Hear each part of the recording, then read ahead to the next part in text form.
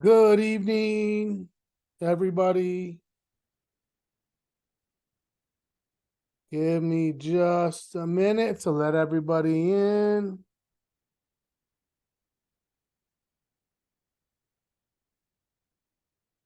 Then we will get started.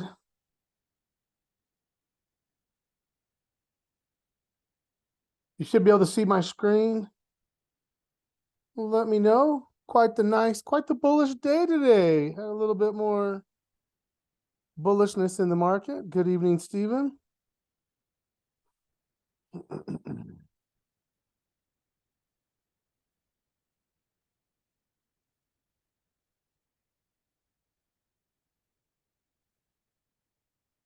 All right. Hello, Perry. Good.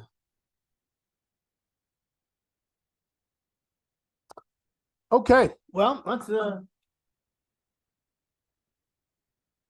let's dive in.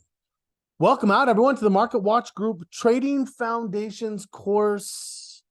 Good morning, Sandra. It's good to see everyone this week. We are on to part 2 of our building a trading plan.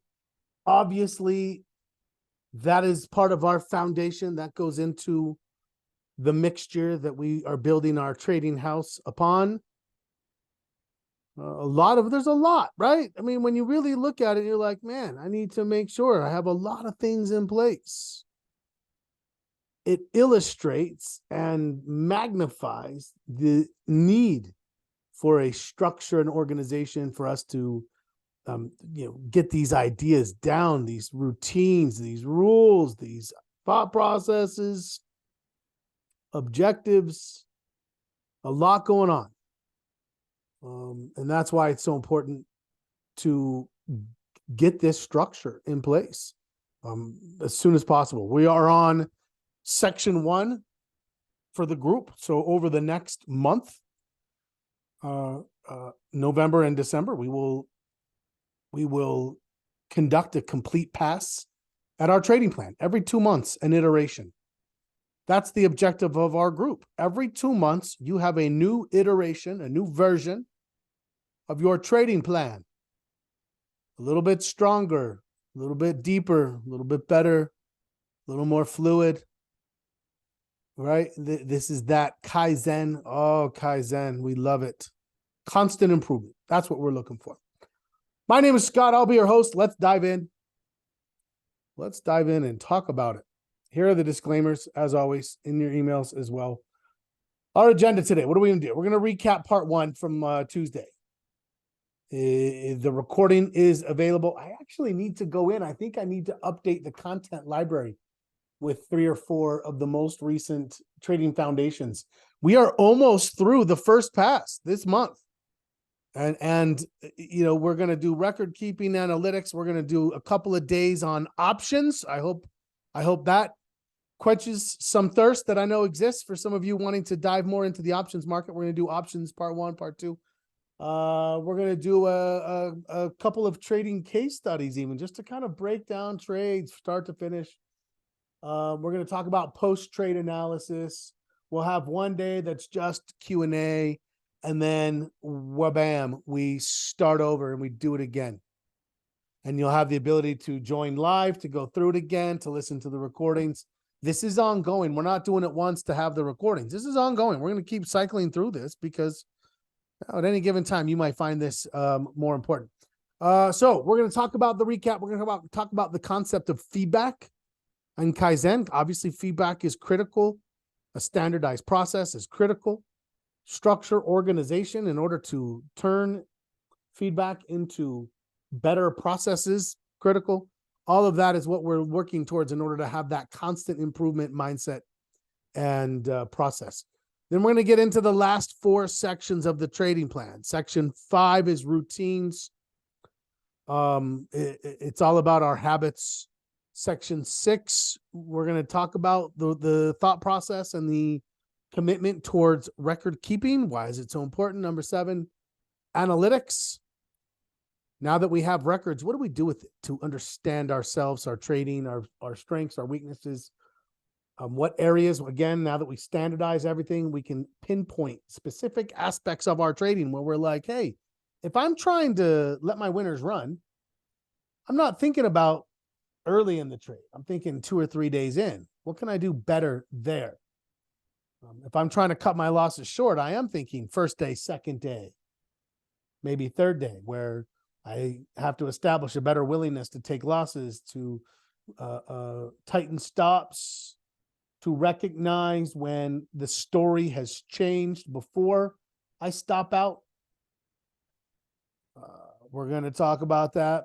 So the analytics, the improvement strategies, and then again, this is the perfect time because it's section 1, moving forward with your trading plan.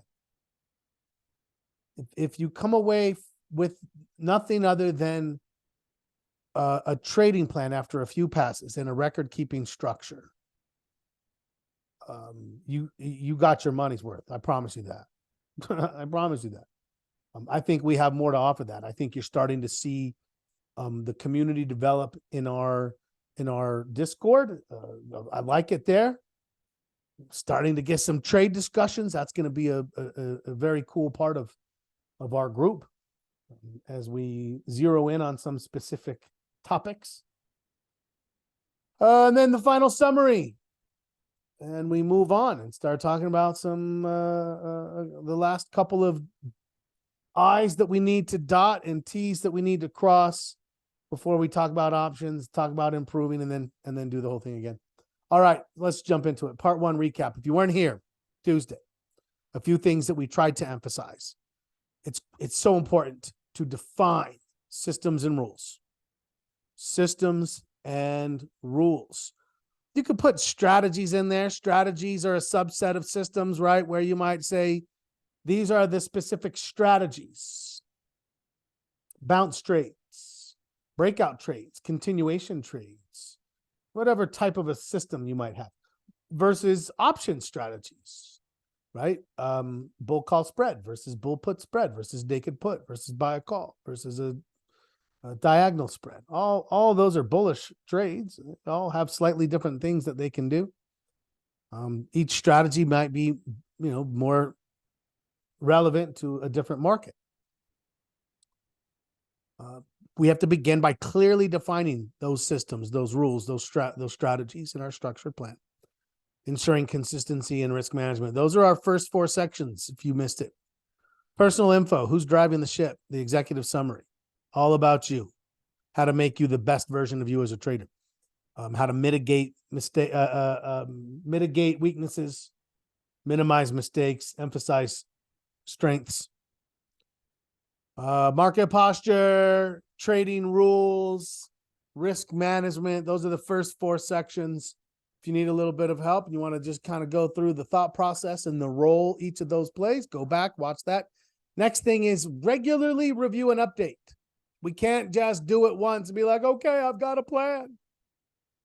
You had a plan for a month ago, 3 months ago, 6 months ago. If that plan hasn't changed in the last month, it's behind. There's no way the market's the same that it was, or at least it's very, very rare that it would be. Our expectation should be it's constantly in flux. And our trading plan needs to have the same, it needs to represent our Be Water philosophy. Whatever it needs to be, it becomes that. And it's our awareness and our openness that helps to achieve that. We're going to seek constant improvement. We're going to be evaluating. Are we reading the market correctly? Is there something we need to do different? Are the rules the right rules? Do they need to get faster? Do they need to get more patient? We need to be constantly thinking of, in order to improve, we got to be thinking about what to improve. It's not going to be random, right? It's not going to be random improvement. It's going to be us identifying and working on specific components. We need to exercise discipline. Doesn't make sense to have a plan if you're just going to break the rules and start making emotional decisions. What does that mean? Yeah, don't let the chimp get to the computer. We need our mechanisms to keep the chimp in the cage. The professor has to be smart enough to keep the chimp in the cage. And then he can go and do the right things over and over and over. Never get bored doing the right things. Be patient. Understand that consistent profits may take time to achieve. Persevere. I got to tell you, I look back when I first started trading, I was like new in my career in trading. I was kind of both, Series 763, which is very technical, but not very proficient in actually speculating with your own capital, right? Those are two very, very different things, which I learned the hard way multiple times. We know that, right? I mean, I'm like, how did I not just quit and be like, you know what? I need to just find something else. I'm glad I persevered. I'm glad I learned the lessons I need to learn. But boy, I can tell you what, it can be hard. It can take you dark places. But finding the right path, really, when you have the confidence that you're doing the right thing, it makes it easier to commit to it. I hope you feel that way with what you're doing here. Okay, so let's talk about this second half of the trading plan. It's all about feedback and Kaizen improvement, right? Well, that's okay. Mostly. Section 5 is still about standardization, right? So we'll talk about that. But most of the second half, the last 3 sections, all about feedback, all about improvement. It's building a loop. We got to have a feedback loop. A well-structured trading plan establishes a continuous real-time. It's only real time if we update our trades daily and at the very, very least weekly. We're talking about routines here in a second, which allows us to critically assess performance. Not like, oh yeah, I'm going to be hard on myself. Look, the numbers do not lie, and this is a numbers game. This is math. If the math makes sense, great. Go take risk. If it doesn't, fix it. That's our job, right? And we engineer the process. If I'm not making enough money, we'll talk about that later. I got to figure it out. Lose less, make more, be right more often, right? Pick something and hope it doesn't impact the rest. I can't just be right more often without a severe risk of having smaller wins and bigger losses. That's not helpful, right? That doesn't help the expectancy. So we have to be very specific in how we try to improve ourselves. That iterative process is crucial for achieving continuous improvement. Fundamental principle, Kaizen, risk mitigation and adaptation. We have to manage risk. We have to make calculated decisions, and mostly we adapt to changing market conditions. Be water, my friends. Be water. Put water in a cup, it becomes a cup. Put it in a teapot, it becomes the teapot. Water, so great. It aligns with our Kaizen philosophy of mitigating errors, seeking small incremental gains, the aggregation of marginal improvement. That is fundamental in who we are as traders in this group. Goal-oriented approach. This allows us, right? I tell people all the time, you know what? I have YouTube. There's AutoZone down the street. I could buy a manual for my car, and I could probably be like, you know what? I need to change my alternator, and I could watch a video about changing it, and I could have the tool. I mean, I could do it. I have no doubt. I've fixed a microwave, a washer. Just YouTube is a magic thing. But what do I need? Well, I need to be able to know what to fix. It's a lot of parts. What am I going to do? Just be like, you know what? Let's start over here. Let's do the spark plugs. Then we'll work our way down. It's like, do I need to just change everything, or can I try to take a little bit more of a focused approach? Now, what's worse is people will come in and they'll be like, you know what? I'm gonna change the alternator, and I'm also gonna change the distributor cap, and I'm gonna change the tension on my spark plugs. I don't know if any of that made sense. I hope that if you're a car person, you're like, what are you talking about? Anyway, 3 things. What if I fix one and break one? Wouldn't even know it. And people do that in trading all the time, right? They're like, oh, I'm just gonna start changing things. Change what? Don't just throw spaghetti at the wall and see what sticks. Be like, this is specifically when I need to get better. And this is specifically how I think I'm going to get it better. And then I'm going to implement it. I'm going to watch it. I'm going to evaluate it. I'm going to see the numbers. And if it works, I keep it. And if it doesn't work, I get rid of it. And that is how we scientific method our way to trading success. Bam, let's go. Let's talk about routines. So specifically, what are we doing here? Yeah, build a structure, right? Build a structure. I'll start working with someone on a one-on-one setting. Be like, how long do you work on trading? They'll be like, Scott, I'm committed. I go 5-6 hours a day. Ooh, 5 or 6 hours a day. That's a lot. What are you doing? I'm thinking they're going to say day trading, right? 6.5 hours, like sitting down. Nah, not day trading.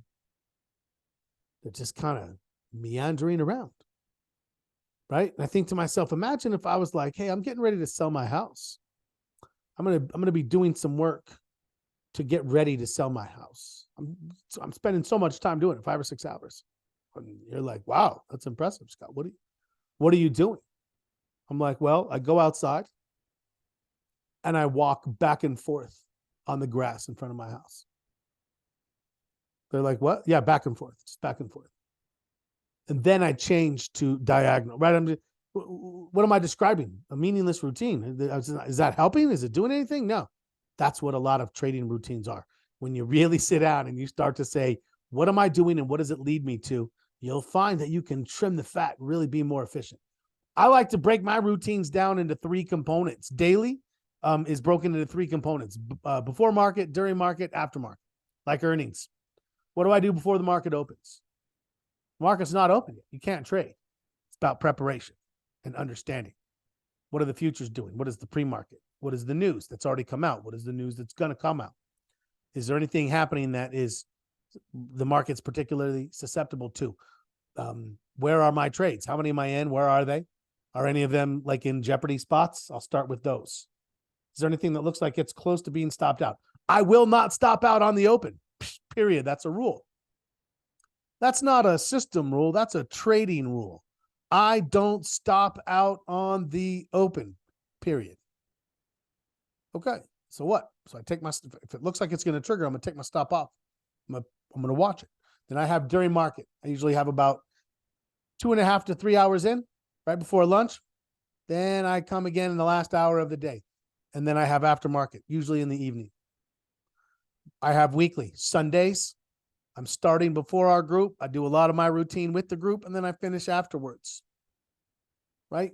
Go watch the routines video, and you'll see some of the things that we're doing, right? What I'm cleaning my watch list. I'm adding to my watch list. I'm setting up a short list of candidates that look like they're close to getting trading signals. I'm making sure that all my plans for trades that I'm in are relevant and in place. Right. These are then on my weekend, what am I doing? I'm searching, I'm market posturing. I'm making sure my trade log is updated. I'm reviewing my trade log to see if I have enough data to make some assumptions or to understand what's going on. Back office stuff. That's what we're doing on the weekly. Monthly is when we start thinking about adjustments. Okay, now we have some pretty good chunks of data. Do I need to make any rule changes or routine changes? Is my log up to date? What do I need to be thinking about there?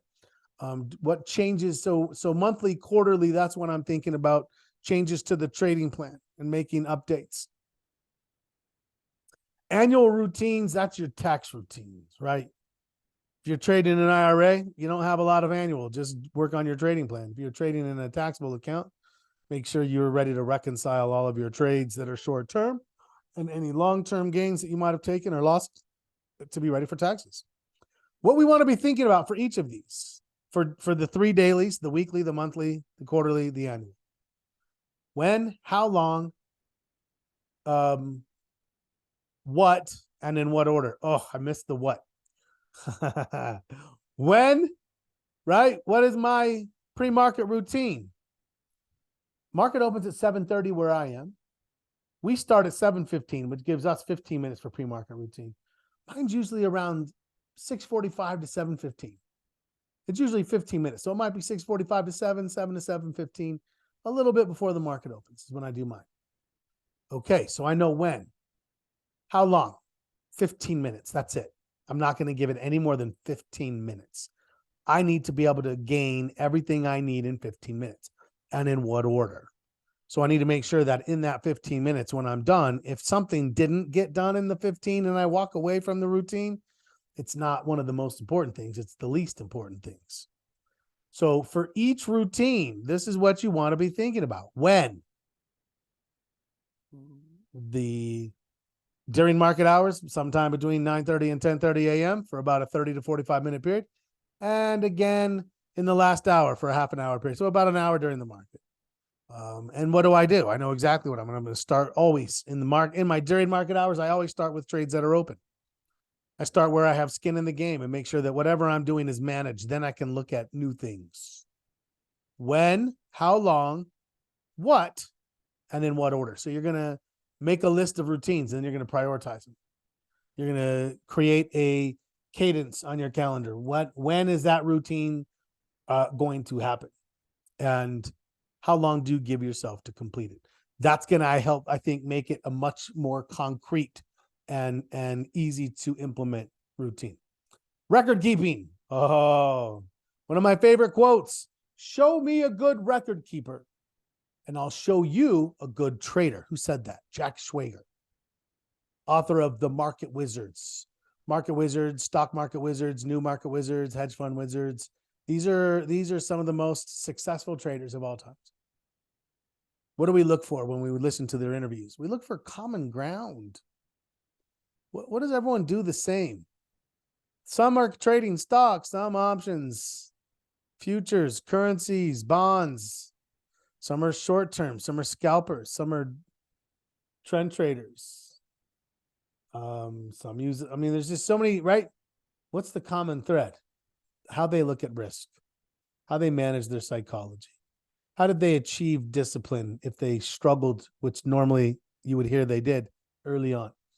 How do they get the foundation right so that whatever it is they're executing on top, their house, is sustained by the foundation, right? So with our record keeping, there are two basic components. Three potentially, because we're going to talk about goals. And goals does, I think, warrant a spreadsheet of some kind of a record keeping mechanism. That would be another one. I look at it as a third one that I've used before, I guess a fourth one. So I've got a trade log, you can see here. I've got a trade journal, but the trade journal for me, you see the question mark, it's part of the trade log. I used to keep a separate journal. I used to keep a separate kind of an emotional log. I called it observations. No, what was it? Something in observations. Market observations. Anyways, where I would just sort of be like, oh, I'd put the date and I'd be like, it's a weird market, blah, blah, blah. The volatility is low, but no one seems to be willing to, just to kind of, the thought is that eventually you're going to be a month or two down the road. And when you're a month or two down the road, you're going to look back at that period of time and you're going to say, wow, that went really great. I want to bottle that. How can I do it again? Or, wow, that sucked. I really let some things get away from me. In order to ensure that I don't just lose money, but that I pay for information, I need to learn from that. How am I going to learn from it?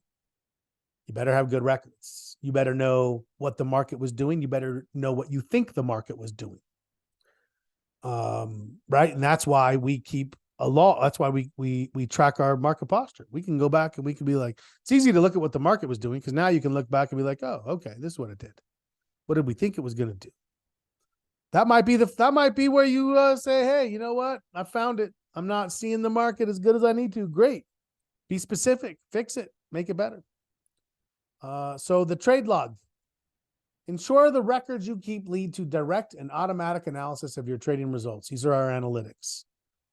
Number of wins, winning percentage, losing percentage. We'll get to it, right? These are the specific mathematical variables.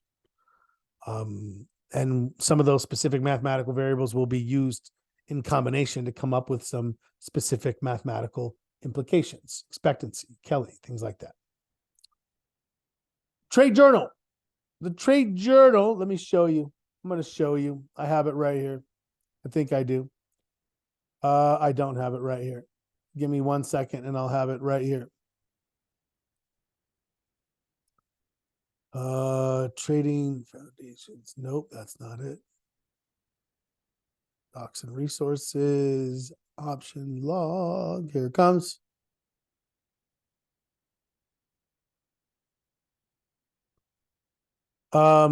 This here, column R, is my journal. My journal. What are we thinking about there? I used to write a lot. Then I'm like, you know what? I'm writing too much. It's not necessary. It's becoming cumbersome. It's making me slower at record keeping. I stopped. And this is what I filter it by. Did anything happen on that trade that is important for you to note now? So you'll better be able to analyze that trade better down the road. Right? So if you had a trade where you ended up with a gain, but you had a $1,500 gain and then it dropped and you ended up walking away with 200, I'd make a note of that. I'd be like, whoa, I gave back 1,300 before I took, because if you just log that trade, it's a $200 profit. It's a winner. It looks great, especially 2 months from now. You're like, oh yeah, look, this trade made 200. There's nothing there that's like, hey, you had 1,500 and then you just crapped the bed. You let it fall apart. You ended up barely keeping $200. That's a terrible trade. Terrible. We should be learning from that trade, but we can't, because why? Because 2 months later, we're not remembering. So was there something specific that you're like, you know what? I'm going to need to remember this when I analyze this period of time. You can try analyzing it then. It's always harder in the moment, right? When you have the ability to look back with hindsight clarity. And I know you're like, hindsight bias. I'm like, well, yeah, but also look, we can see it if we're empirical and we hold ourselves to a standard. Here's the other thing. This one is very important. Did any emotions impact your ability to execute your trading rules? Meaning, if you're like, scale from 1 to 10, how would you execute your rules? And you're like 8.5. I'm like, okay, what did you not do? You're like, I waited a day to take profit. Why? I was a little nervous about getting out too soon. Bam, nervous, emotion. Was there a rule that said to do it and then you didn't? That has to be addressed. So if we don't give ourselves high level of consistency for execution and then we're attributing it to because of emotional breakdowns, yeah, that's killing you, right? It's absolutely killing you. So it's got to be addressed. Write it down. Journal that. Those are the two most prevalent that are things that we need to learn from and improve. That's what I would say. Okay, let's talk about analytics now. We're keeping records. Magnificent. You have gains and losses and they're all in order. And now what? Now we need the numbers going constantly. We'll talk about what kinds of analytics first, then we'll talk about how you need to consider those analytics second. So what types of analytics? How many trades? How many trades? And we need those trades correlated, by date, so that I can say, right, one of the things that our spreadsheet does is every 25 trades, it gives you a beginning date of the first trade and an end date of the last trade. So that you can be like, oh, this set of 25 started on October 3rd and ended on October 27th. It's 24 days, 25 trades.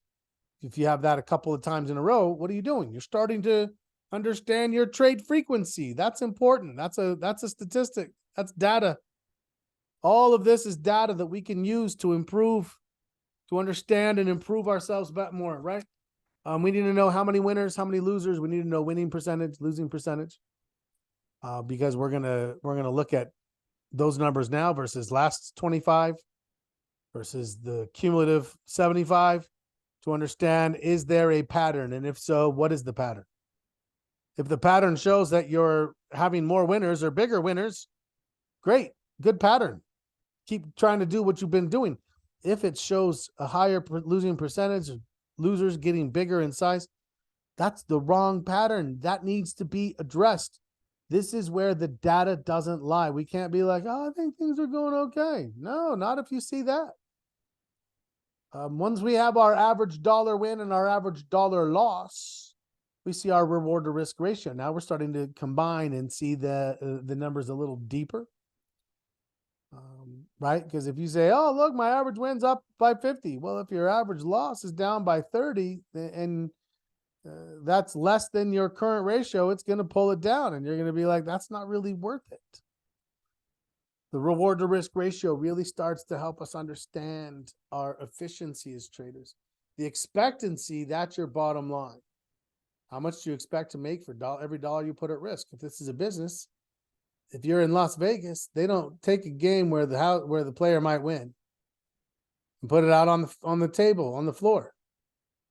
They're like, yeah, you know what? This one's pretty good. We'll keep him here. No, they're already keeping you there with free drinks. They're already keeping you there with the maze that you can't get out of, with an inability to tell the time, with the perfect temperature, right? There's a lot of ways that they're keeping you there. Giving you an edge, that's not one of them, right? That is not one of them. So expectancy is really what we're trying to work on. And then we're trying to decide what element will contribute to that. Because winning percentage, losing percentage, average win, average loss, reward to risk, all of that goes into the expectancy. Now, once we can create the right expectancy, then we move on to Kelly. What is Kelly? Kelly is risk optimization. Now that you're making money, now go make as much as you possibly can with the same size of your account, right? You might find that you could be taking more risk mathematically. It's a mathematical function. It's not like I want to take more risk. It's like, hey, if you take more risk and you maintain the same performance you have, you're going to make more money. You're going to make more money. Okay. Can you handle that risk psychologically? If yes, go forward. If not, then be like, yeah, I think I'm going to stay where I am for a little longer. How to analyze. Cumulative. I want to see a running total. However, I like to see mine about every 100, and then I start back over. And I again, you can see I'm big on iterations. Well, in this case, the iteration is to improve the next trading plan. So I want to be using the record keeping, the analytics, to be like, hey, I was trying to make my average loss smaller. Did it work? Well, I don't know. I have to compare it over the last 50 trades with what it was the previous 50 or 100 or 25 and say, yes, look, my average loss went from 300 to 250. Great. Can we just be like, okay, etch it in stone? Well, no, I need to see what happened to my average gain.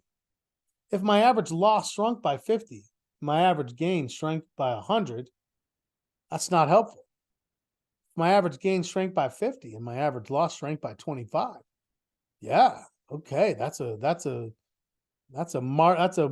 worthwhile implementation.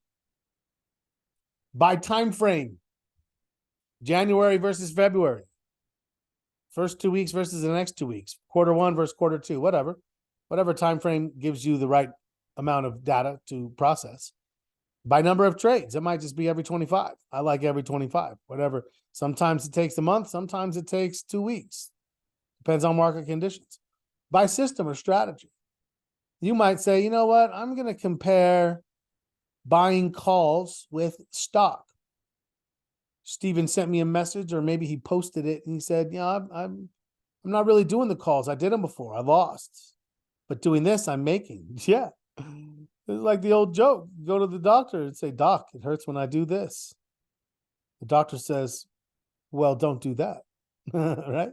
So yeah, if your record keeping can establish that you're better at bounces than breaks, that you're better at continuations, if you're better at stocks than options, whatever data it can provide you to make those types of assumptions, beautiful. Let's do it. There is no shortage of right ways to slice and dice our data in order to try to make better trading decisions. Super important. Okay, so let's talk about goals and improvement strategies. Outcome goals. I used to say have one. I don't even really believe that. What do I mean by outcome goal? I want to make 50% this year. I want to make 20% this year. I want to make 1% a month. Oh, well, right. And it's like, what we're doing is we're setting what I would call linear expectations, right? If I make 30% return, it's not because I made 2.5% every month. I might average that over a year. So maybe you could ask for like an average over, a longer period of time. But I probably made 20-25% of that in 2-3 months. And then I probably had a month or two where nothing happened. Just went sideways, made a little, lost a little. And then I might make another 10%. Bam. I'm like, okay. Then I might give back 5. And then I might, right? So it's hard to know. I don't know. All I can do is trade what the market gives me, right? If you're a poker player, you go sit down. Do you expect to win every hand? Of course not. That's madness. Especially when you know you're playing with pros for higher stakes. Context matters, right? Maybe you're real good at the neighborhood game in the backyard, taking money from your cousin Bill because he drank too much. But would you try that same technique in the Bellagio at the high stakes? No. Context matters. Let's make sure that we appreciate that. So what do we do instead? Process goals. Everything we do is to focus on improving the process. I focus my attention on trading well and let the results take care of themselves. Prioritize goals that empower you to control your risk better, stick to your plan better, improve your decision-making better. Have better rules, build stronger systems. Right? Those are the goals that will create lasting and sustainable improvements. Anything other than that is somebody just treading water until the conditions get good. And then whatever goals they set at the time, they're like, that worked, until the market gets bad, and then they give it all back again. And then some. And they're never actually making money. What else? You need to set up record keeping for your goals. Accurate record keeping is essential for tracking progress, assessing your effectiveness, making data-driven plan adjustments, right? So don't just set a goal like, you know what, I'm going to try to lose less over the next 2 months. How much less? What are you going to do to achieve that? What steps specifically? Is there a rule? Is there an analysis? Right? We want SMART goals. Specific, measurable, achievable, relevant, timely, right? Time constrained, whatever. But yeah, let's make sure that we have clarity and accountability in trying to achieve and improve what we're doing. What else about improvement strategies? Focus on a couple of 2 things. Number 1, weaknesses. Whatever weaknesses you identified in section 1. Mistakes, whatever mistakes you identify as the top 2 or 3 that you're prone to after reviewing the top 10 trading mistakes document. If you haven't, do it. It's in the content library. Read through it. Pick 2. Those are your 2 that you're starting with. Lastly, trading priorities. What do we mean by that? That means knowing what you're working on based on either A, identifying a weakness in the trading plan, or B, your numbers pointing to a weakness in the trading plan. You might just simply look at your rules and be like, these just aren't good enough. I need to work on this. Set goals based on analytics. Review data, review your past performance. We want realistic data-driven benchmarks. Make this feel like a business. Run it like a business. Treat it like a business. Evaluate it like a business. We don't want to be emotional. This is not like, oh, this is Wall Street, the movie. Greed is good, right? No, we want this a systematic process. Okay, so what does that mean? Moving forward with your trading plan, focus on these 2 things, education and self-improvement. Obviously, you're already doing that, investing time in ongoing education about markets and strategies and risk management. Keep doing that. Stay with us. This is the way. This is the way. I promise you. Expanding your knowledge will help you make more informed decisions, help you better adapt to changing market conditions. Practice and test your plan. Before committing significant capital, practice it in a simulated environment, small account, small risk. Make sure that you do it real time so you understand, what does ugly look like? What are the strengths and weaknesses so you can build confidence. Lastly, embrace the concept of continuous review and improvement. Regularly assessing, reviewing your plan, your performance to make sure that everything's in place, everything's in line with your evolving experience and the evolving market conditions Adapt and refine as needed to maintain effectiveness. Lastly, summarizing the last two presentations. Clear objectives and strategy. If you don't have clearly defined goals, clearly established strategies, and risk controls in place, if that's not in your plan is not in any shape to have you trading or speculating. Make sure you are testing and learning, back test, practice. Make sure that you are understanding how this is going to work live in real time. Constant routine review and adaptation. Review your routines, your rules, your structure, everything about what you're doing to say, is this right? Can this get better? Lastly, embrace the discipline. You want it. You're going to hold yourself to account. If there is an emotional mistake, you're going to hold yourself to account. You're going to write it in the journal, and you're going to find the consistency. So you'll maintain psychological resistance and an unwavering commitment to executing your plan consistently. Bam, questions. 3 minutes. Oh, I only gave you 3. Questions about this? Let me know. Are there any parts of your trading plan that you've struggled with? Right? We break it down. We try to give you, the tools and the ideas necessary to flesh it out. But sometimes just venturing forth. Here's what I'll tell you. One of the things is and this is where working together as a group, utilizing the Discord channel can be helpful, because validation is important. It's hard to be confident with your plan because you're like, is this the right plan? How do I know that? I mean, well, hopefully when you hear the group, when we talk about it together, you see the videos, you can look at yours and say, yeah, that's what I'm looking for, right? This is achieving that expectation. This is new, right? This is new. You're doing something new. There's an old quote that I love. I'm a quote guy. It says, one doesn't discover new lands without consenting to lose sight of the shore for long periods of time. What are your new lands? Trading success. So is there going to be times where you're like, holy shit, man, I feel like I'm adrift in the sea alone, and it's, right? Of course it's going to feel like that sometimes. That's what the group is for. You put it down. Hey, this is what I'm thinking. Anyone else felt like that? Yeah.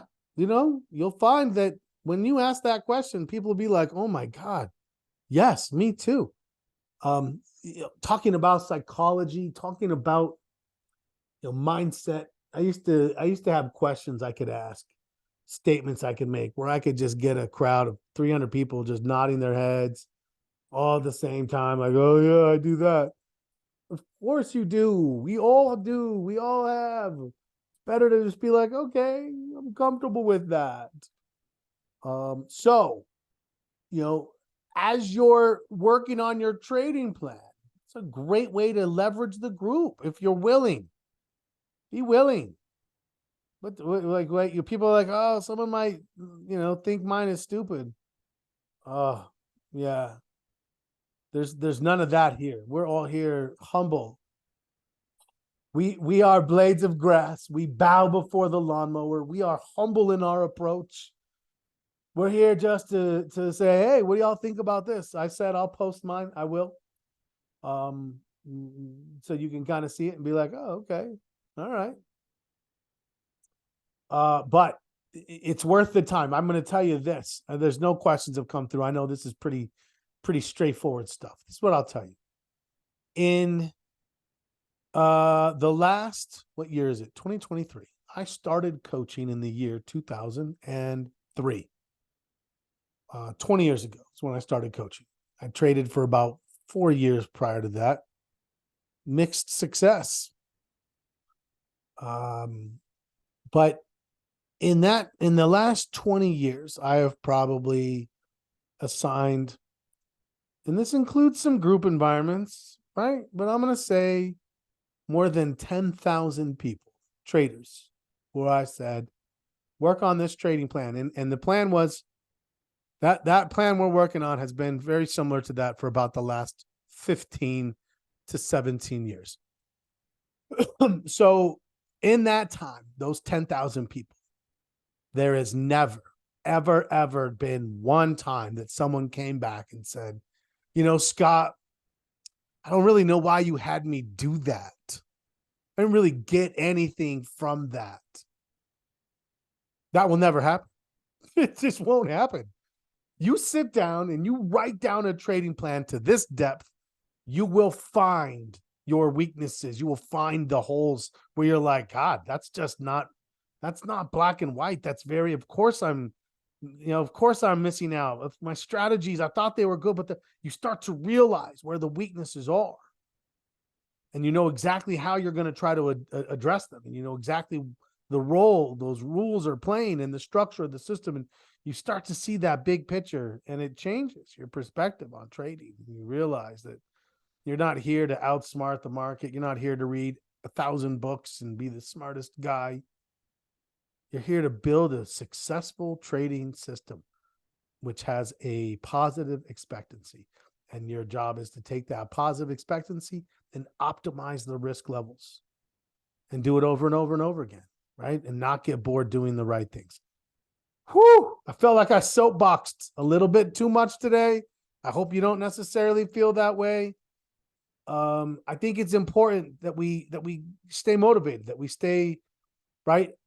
It's important to validate that, you're out at sea.